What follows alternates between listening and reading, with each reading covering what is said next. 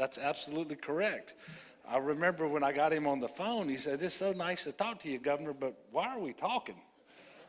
I really don't think he knew what we were going to talk about that day. Look, we've had some significant challenges in Louisiana over the years, like the rest of the country, and we've overcome those.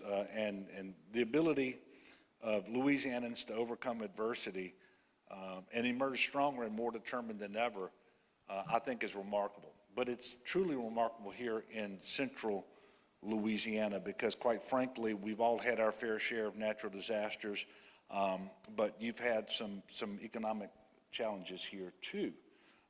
And you've always had tremendous leadership, and you have been determined to overcome that, and quite frankly, you've done a wonderful job with that. So I want to thank the people here in central Louisiana. And we are working really hard to be good partners with Central Louisiana together. We're partnering with the private sector. Spoke to your chancellor at LSUA a while ago. You're going to have an all-time enrollment at LSUA this fall. Y'all know we've never invested more in the Central Louisiana Community Technical College system than we are right now. And workforce has so much to do with the ability to grow the economy, to get investment, and to have the jobs. That's what we're talking about today. I do want to thank my team at LED under the leadership of Secretary Don Pearson. You know, this is not the only announcement we've had recently for Central Louisiana. UCOR, a modern technology rare earth element separation purification facility in Alexandria. Copper, utility and industrial products, a utility pole production facility in Vernon Parish. PQ, expansion of the silicate production facility here in Pineville, and of course at Fort Johnson with their infrastructure improvements. But none of those are bigger than what we're talking about today. In fact, you could add all those up and they wouldn't be bigger than what we're talking about today. SunGas Renewable plans to create a low-carbon methanol plant right here in Pineville and invest $1.8 billion into the economy here and all over central Louisiana to create nearly 500 direct and indirect jobs. And that's on top of the 1,150 construction jobs that are going to be created. And this gets to what David was talking about. It will make central Louisiana a major contributor to the growth and diversification of Louisiana's energy sector, our overall economy.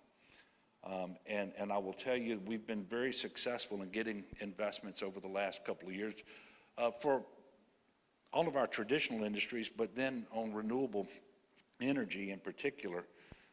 The last 2 years, we got more than $20 billion in investments in Louisiana.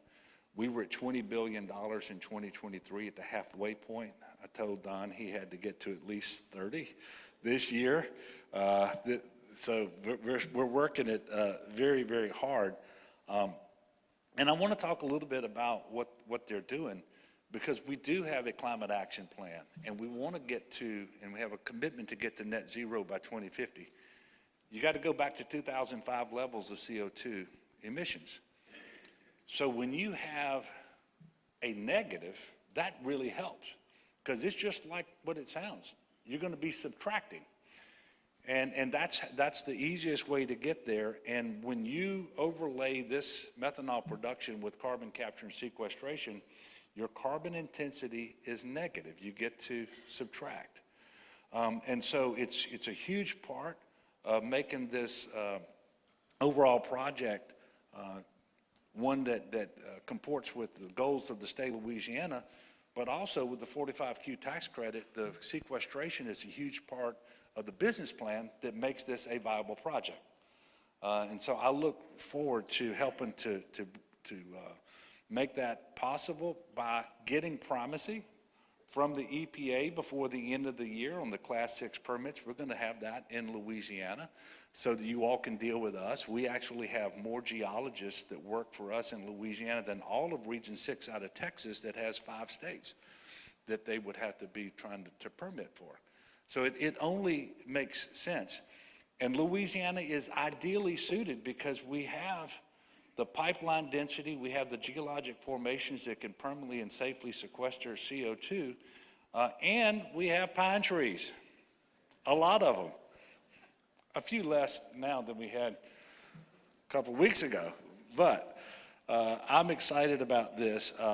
The demand for clean energy and it's growing all over the world.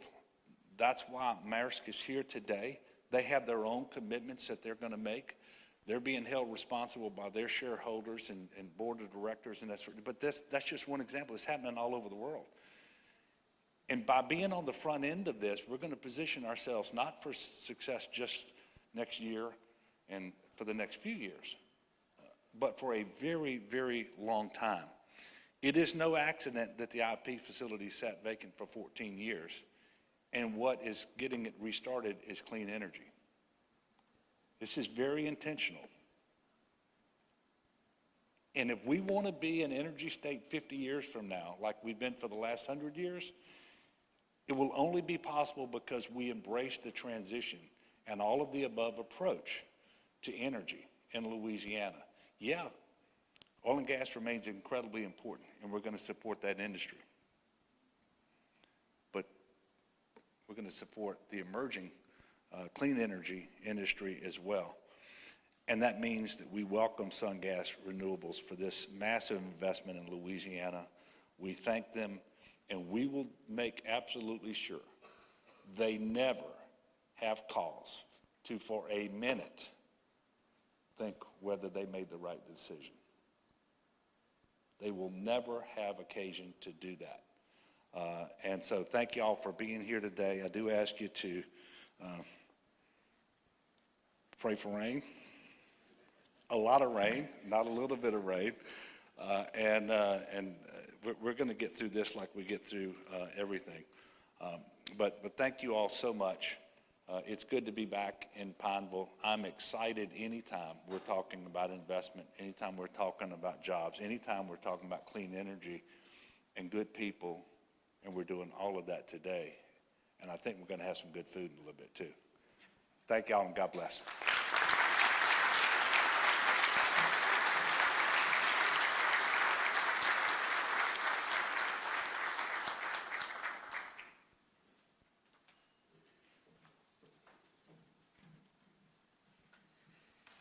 Next up, we have Dr. Paula Gant.